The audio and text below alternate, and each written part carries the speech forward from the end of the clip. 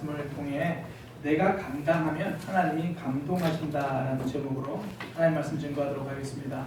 우리가 주님 주신 사명들 말씀들을 잘 감당하면요 하나님이 우리를 통해 감동하십니다. 마케팅에 이런 이야기가 있어요. 100명의 고객이 있으면 100개의 시장이 있다. 근데 요즘에는 이 말도 옛말이 되어버렸어요. 요즘에는 100명의 고객이 있으면 1000개의 시장이 있습니다. 그러니까 이런 거예요. 옛날에는 치킨을 먹고 싶다 그러면 고민을 하나만 하면 돼요. 양념이냐 프라이드냐 고민하면 되거든요. 요즘은 달라요. 이제 나는 프라이드를 먹겠다고 결정을 했어요. 그러면 프라이드를 시켜도 BBQ냐 BHC냐 교촌이냐 국내냐 프라이드 참 잘하는 집이냐 굉장히 많아요. 고민해야 돼요. 프라이드는 그나마 괜찮아요.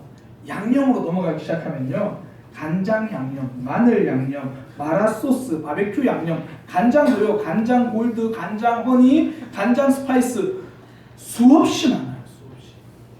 치킨을 먹는 고객 한 사람의 입맛을 사로잡기 위해서 10개의 매장이 100가지 메뉴를 내놓기를 주저하지 않습니다.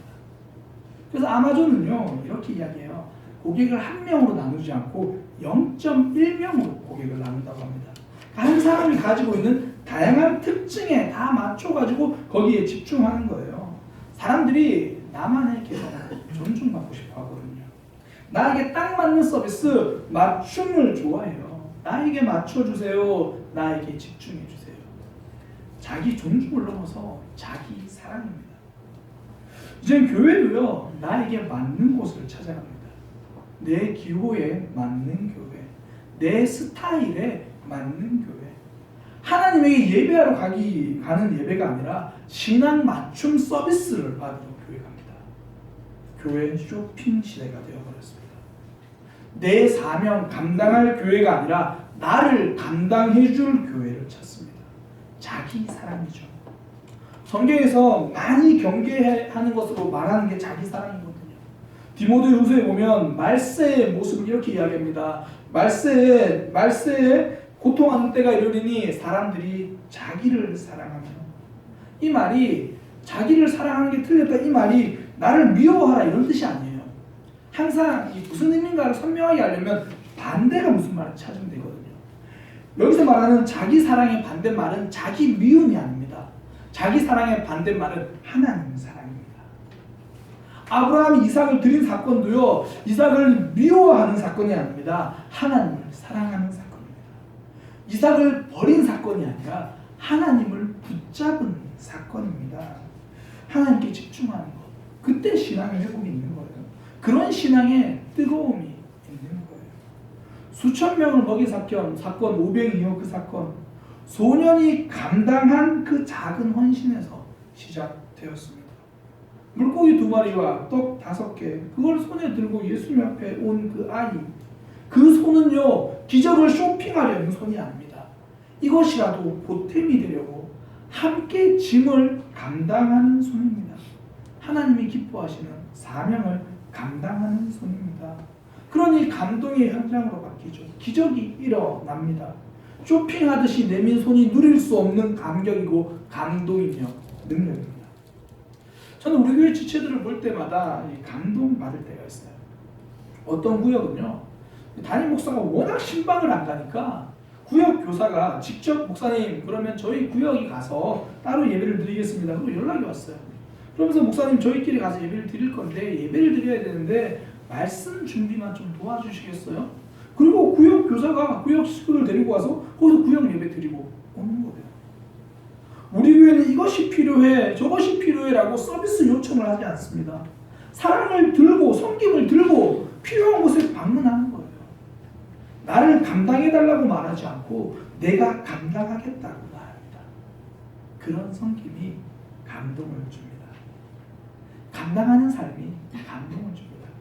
그 이유가 뭐냐면요. 감당하는 건 어렵거든요. 평범함에 감동하지 않습니다. 특별함에 감동합니다. 지난 VIP 초청 잔치 때 많은 잔잔한 감동들이 있었습니다. 오랫동안 부모님과 함께 예배하고 싶었던 청년 아버지가 예배에 오셨어요. 그냥 앉아서 드리는 예배인데 평범하지 않았습니다. 사랑하는 아버지 옆에서 나란히 예배하는 그 청년 울 것 같은 표정으로 앉아있더니 결국 눈물을 흘리며 감동했습니다. 아버지와 함께 앉아 예배하는 그 시간이 특별한 시간이기 때문입니다. 남편이 신앙이 기도 제목이라는 지체가 있었습니다. 남편과 함께 나와 예배하는 것, 그게 기도 제목인데 그 VIP 초청 때 함께 나와 예배 드렸습니다. 들어보니까요, 아침에 남편이 먼저 준비했다는 이야기를 들었습니다. 그러니까 아내의 요청에 남편이 감당해 준 거죠. 그러니 가족이 함께 예배하는 특별한 순간을 만들었고요, 함께 보는 성도들에게 큰 감동을 주었습니다. 이삭을 하나님께 드린 아브라함, 그 하나님의 말씀을 감당한 그 특별한 헌신이었죠. 그 특별함이 하나님에게 감동이 되었습니다. 하나님이 감동을 받으셔가지고 큰 복을 주겠다 약속하신 거예요. 그러니까 약속하시는데 굉장히 오버하세요. 큰 복을 주겠다. 별이고 모래고 많은 거 있지, 그거 다 이야기하면서 그만큼 많게 해주겠다. 그냥 이것도 저것도 막 주겠다고 이야기합니다. 원래 감동받으면 절제가 안 돼요. 우리 하나님이 지금 절제하지 않고 마구마구 부어주시는 거예요. 얼마나 감동받으셨는지 이렇게 얘기합니다. 내가 나를 가리켜서 맹세하겠다. 하나님보다 더 높은 분이 없으니까 하나님이 내가 나를 가리켜 맹세하겠다. 내가 너에게 반드시 복을 주겠다. 절제하지 못하는 거예요. 하나님은요, 감동하는 삶에는 절제하지 않으십니다. 신명기의 말씀을 지키라는 거잖아요. 말씀 지키는 그 삶에 내가 감동받으면 내가 복 주겠다. 근데 그 복을 말씀하시는 데 보면요, 하나님 오버하시네, 그런 마음이 들어요. 절제를 안 해요. 이렇게 말씀하시거든요. 뭐 소도 복 주겠다, 양도 복 주겠다, 하다못해 주방에 있는 떡반죽 그릇도 복 주겠다. 절제를 못 하시는 거예요. 손에 잡히는 대로, 눈에 보이는 대로 그냥 다 복 주겠다. 감동받으시니까 절제하지 못합니다.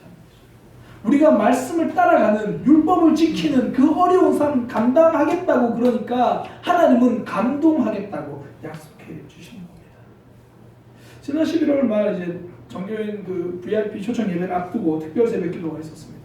그러니까 담임 목사가 감당해야 될 일이잖아요. 특별 새벽 기도 해야겠다. 그럼 담임 목사가 설교 준비해야죠. 원래 월요일은 전선 설교 하시는데 그날은 제가 또 다 해야 돼요.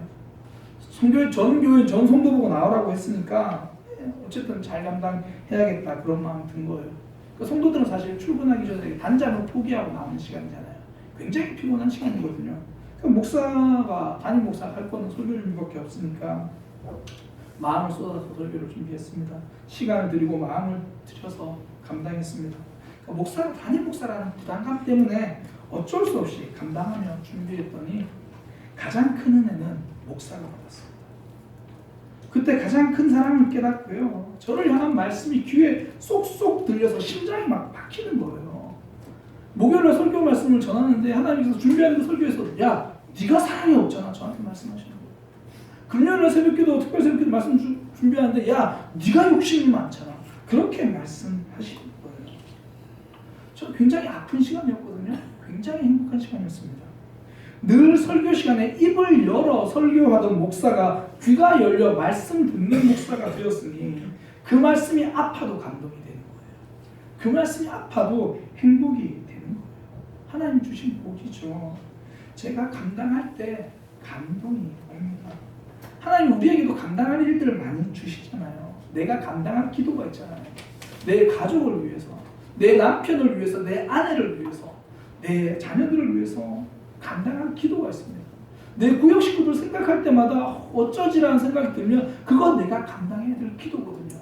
우리 교회를 향해서 이게 필요한데 그게 내가 감당해야 될 기도인 거죠. 내가 감당해야 될 예배가 있는 분이 있습니다. 하나님이 부르시는 장소, 하나님에게 집중하는 마음, 신앙이 회복되기 위해서 하나님 앞으로 가야 하는 시간, 내가 감당해야 될 예배죠.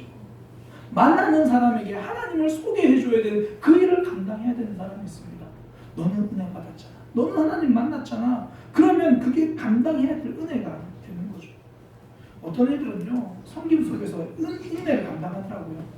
아픔이 있고 슬픔이 있어도 버티고 견디더라고요. 견딤을 감당합니다. 어떤 분들은요, 목사님 전 아무것도 못해요, 그래서 그냥 자리만 차지해요. 원래 앞에서 이끌어가는 사람에게는 손도 도움이 되지만 엉덩이가 진짜 큰 도움이 돼요. 그냥 옆에 앉아있어 주는 거, 그 자리를 지켜주는 거, 그 그 자리를 감당하는 그 사람을 통해서 하나님이 감동하시고 앞에서 이끌어가는 사람이 감동받는 거예요. 사실 이건 우리가 집에서 있어 보면 선명하게 알 수 있잖아요. 퇴근하고 피곤해서 집에 갔는데 그날따라 자기 방도 안 치우는 딸이 설거지를 하고 있는 거예요. 보면 감동이 되죠. 근데 너무 감동받지 마세요. 용돈이 필요해서 그런 거예요. 그런 거잖아요. 집안 형편이 좀 어려울 때 자녀들도 알거든요. 용돈을 아껴 쓰기 시작한다는 걸 알았을 때 함께 그 어려움을 감당해 주는 모습을 볼 때 감동이 되잖아요. 원래요, 감당하는 모습을 보면 감동하게 되어 있습니다. 근데 문제는 목사님, 감당해야 할 일은 많은데 감동받을 일은 적어요. 이게 문제잖아요. 집에 가면 감당해야 될 일은 너무 많아요. 그런데 내가 집에 가서 목사님 감동받아 본 적은 별로 없어요. 요즘은 생일도 기억 안 해줘요. 뭐 그런 거. 교회도 내가 감당해야 될 일만 보이지 내가 감동받은 적은 잘 없다고 생각합니다. 원래 그래요. 사명이 먼저 오고요. 감동이 늦게 와서 그래요. 감당할 일은 빨리 달려서 내 눈앞에 얼른 오는데 내가 감동할 일은 천천히 걸어서 저 멀리 뒤에 오거든요. 감동은 항상 한 템포 늦게 옵니다. 그런 거 있잖아요. 꼬깃꼬깃 접혀진 빨간 색종이 카네이션, 그거 받으려면 3년 기다려야 돼요. 이하름 집사님, 하영이가 그거 갖다 주려면 3년 기다려야 돼요. 어린이집 보내야. 그래야 그거 꼬깃꼬깃 접어가지고 빨간 색종이 카네이션 꺼낸다고요. 3년은 기다려야 감동이 옵니다. 항상 그래요. 출산의 감동을 느끼려면 임신하는 기간에 감당이 있어야 됩니다. 누구라도 그런 거예요.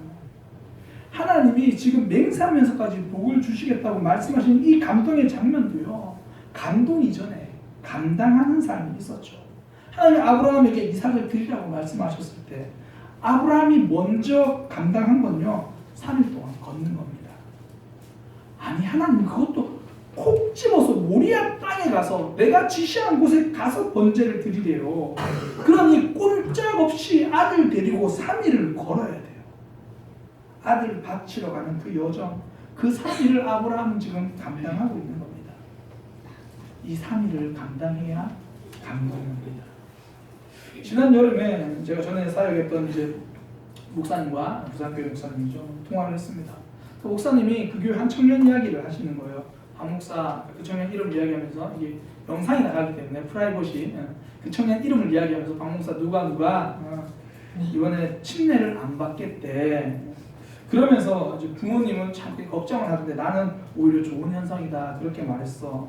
그러면서 하시는 말씀이, 그 녀석이 중학교 때 이제 제가 담당했던 친구인데 제가 복음과 신앙을 상담했을 때 그때 이후로 자신의 신앙에 대해서 생각해 보게 되었다 그런 얘기를 하더라고요. 그러니까 본인의 신앙이 더 확실해지면 다시 한번 생각해보고 확실해지면 그때 침례를 받겠다 그렇게 이야기를 했다는 거예요. 제가 그 말을 들으면서 굉장히 감동이었어요. 왜냐하면 그 친구가 중학교 때 제가 아무리 복음을 전하고 설명해도 계속 딴소리 했거든요. 계속 딴짓만 했거든요. 그런데 그 친구는 그 말을 다 듣고 있었고 그 말씀이 심장에 새겨져 있어가지고 자라나고 있었던 거예요. 제가 그때는 답답했었는데 이제는 그 녀석을 보니까 기대가 되는 거죠. 말씀을 전했으면 자라는 동안 기다려주는 것. 그것이 아브라함이 걸었던 3일의 시간과 같은 시간이죠. 우리 모든 이 감당해야 될 3일을 살고 있는지도 모릅니다. 어떤 가정은요, 1년 동안 월급이 나오지 않아서 인내하고 기다렸죠. 기도하면서 항상 저한테 기도 제목으로 이야기하는 게, 목사님 미운 마음이 생기지 않게 해주세요. 그거 잘 해결될 수 있도록 도와주세요. 그리고 감당하고 기다렸거든요. 그분에게는 그 1년이 모리아 땅으로 가는 3일 그 고통의 시간이죠. 그리고 마지막 다 입금된 날 감사를 누린 겁니다. 감동하는 삶이죠. 항상 감당해야 할 일이 먼저 보이고요, 감동은 멀어 보입니다. 그래서 성도는 먼저 보기 안 하고요, 먼저 온 거 안 보고 멀리 있는 거 보는 거예요. 멀리 보기 하는 겁니다. 제가 담임 목사 이제 3년 됐잖아요. 하면서 제가 느낀 게, 감동은 천천히 멀리서 오지만 반드시 온다는 걸 배웠어요. 2016년 8월 달부터 우리 함께 만났잖아요. 벌써 3년이 됐어요. 징글징글 하신가요? 벌써 그 시간을 보냈거든요. 성도님들과 함께 자라고 함께 성장하고 우리 함께 꿈틀거리고 우리 함께 몸부림쳤잖아요. 근데 제가 요즘 가만히 교회를 생각하면 감동이에요. 그런데요, 지금 교회를 생각하면 감동이지만 3년 후에 우리 교회 모습을 그려보면 더 감동이에요. 5년 후에 우리 교회 모습을 생각하면요, 성도들이 성장하고 하나님 나누고 말씀으로 살아갈 거 생각하면요 정말 감동이에요. 눈앞의 것만 보이면 감동이 잘 보이지 않는데 멀리 보니까 감동이 그려져요. 선명해지더라는 거예요. 근데 사람은 자꾸 눈앞의 것만 보게 하잖아요. 그러니까 지금 감당해야 될 걸 보이니까 목사님 내가 감당해야 될 거 너무 많아요. 하나님 저 감당해야 될 거 너무 많아요. 그러니까 이런 요구하고 저런 요구하고 하나님께 계속 요구하는 사람. 그러니까 교회가 감당해줘야 되는 사람이 되어 버리는 거죠. 목사도 교회가 감당해줘야 되는 목사가 되면 얼마나 슬픈가요? 멀리 볼 때 감당할 수 있게 감동하는 사람이 되는 겁니다.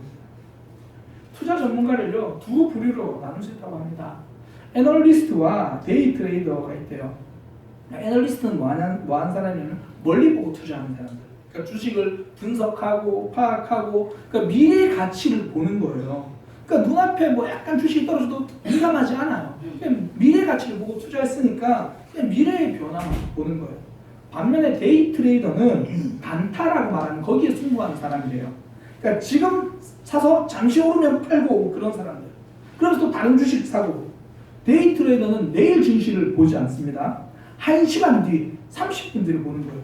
그 중에서 스캘퍼라고 불리는 사람들은요 5분 안에 주식을 파는 사람들입니다. 주식을 사고 5분 안에 팔아버리는 거예요. 그러니까 그렇게 살아요. 눈앞의 상황만 보는 거죠. 사명자는 데이 트레이더의 눈으로 삶을 보지 않습니다.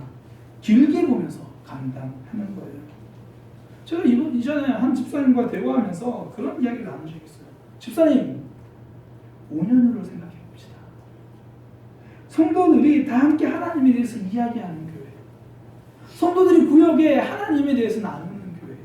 하나님에 대해서 기도 제목 이야기하는 그때가 5년 후에는 반드시 올 겁니다. 이번에 구역 인도자를 맡은 청년에게도 제가 동일한 이야기를 해줬어요. 몸부림치지 마라. 그냥 기다려라. 어차피 3년은 해야 돼. 3년간 그들과 함께 한다고 생각하면 조급할 이유가 없어.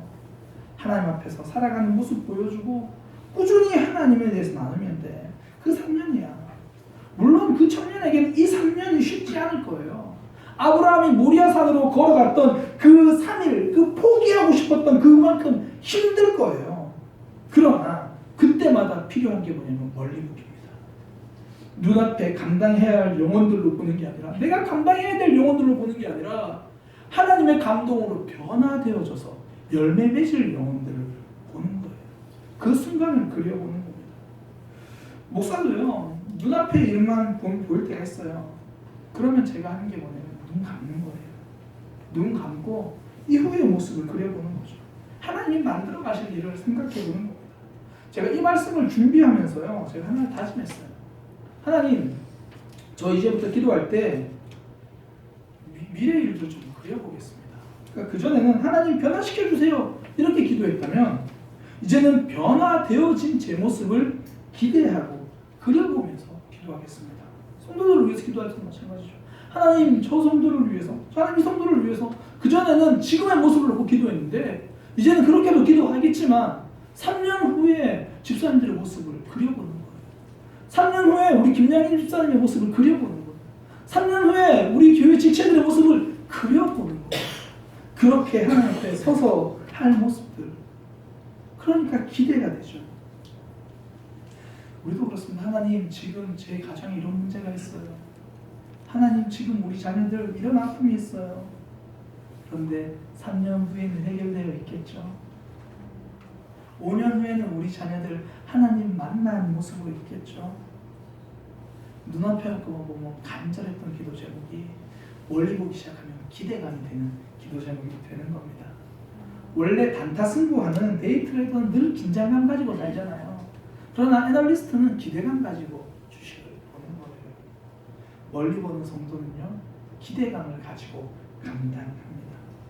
어떤 기대감입니까?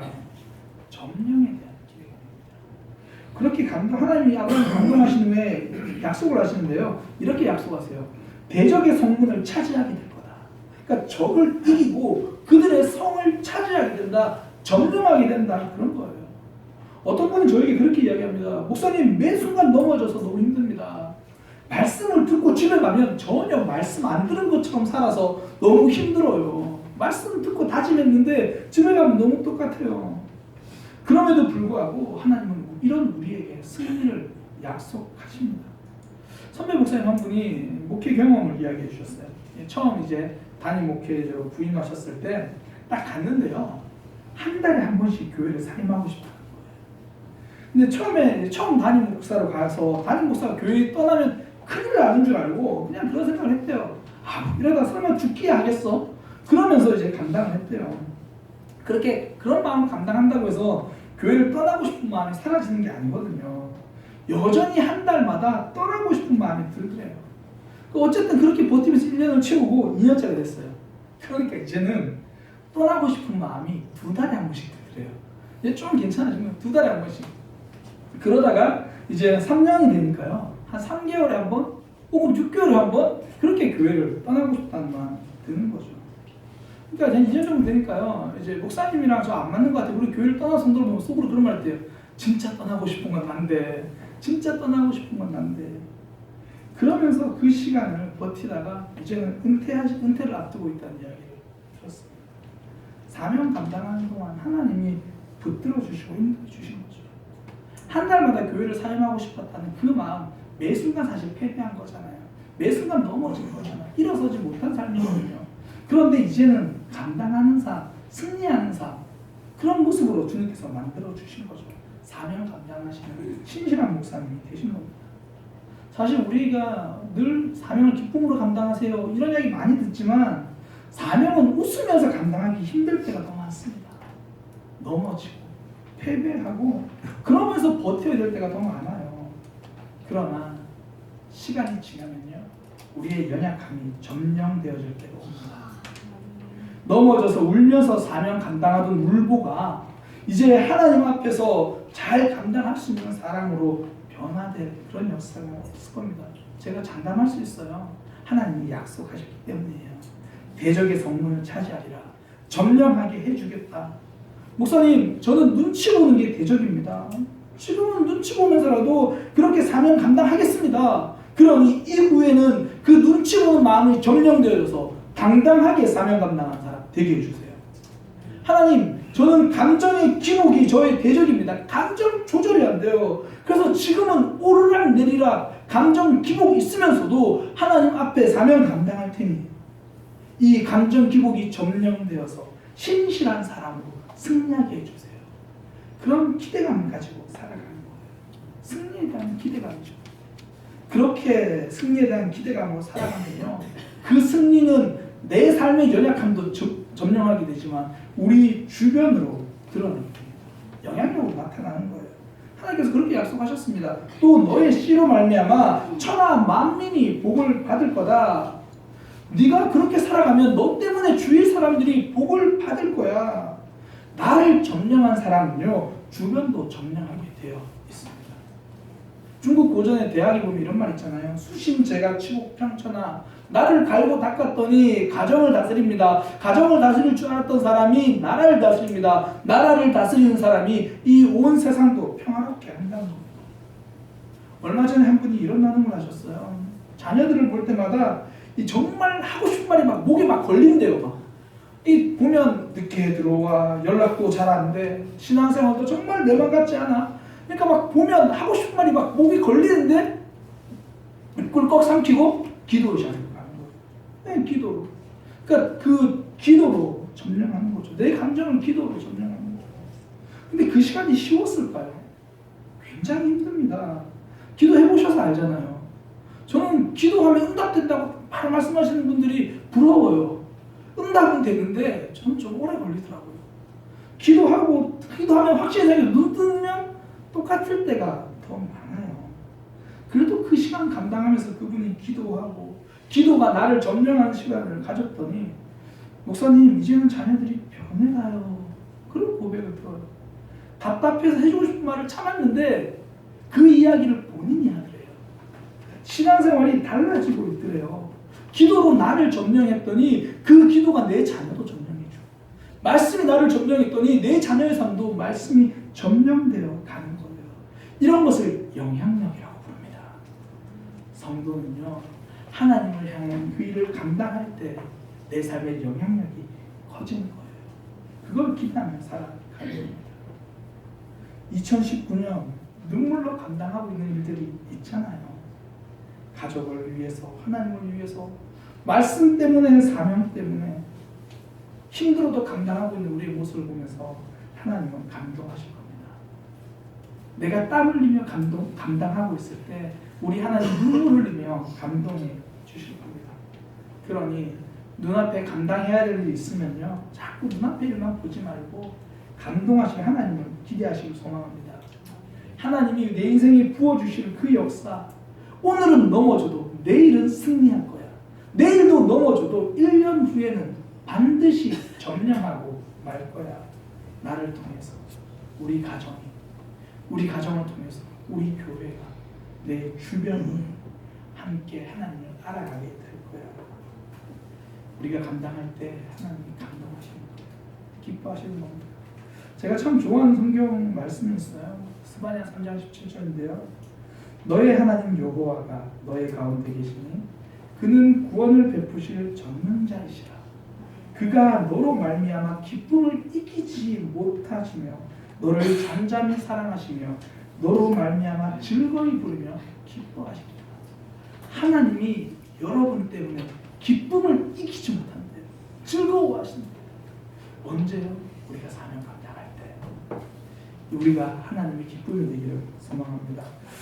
이 찬양 구절, 이 성경 말씀이 찬양 가사로 되어 있는 찬양이 있거든요. 우리 함께 찬양하면서 기대했으면 좋겠어요. 하나님 지금까지 저보고 실망 많이 하셨죠? 하나님 지금까지 저보고 슬픔의 눈물 흘리셨죠? 내일도 그럴 거예요. 하나님 한 달 후에도 그럴 거예요. 그러나 1년 후에는 저 때문에 기뻐하실 일이 한 가지 있을 겁니다. 하나님 2년 후에는 우리 교회 때문에 기뻐하실 일이 더 많을 겁니다. 주님, 저 그렇게 감당하면서 살겠습니다. 그런 마음으로 함께 고백합니다.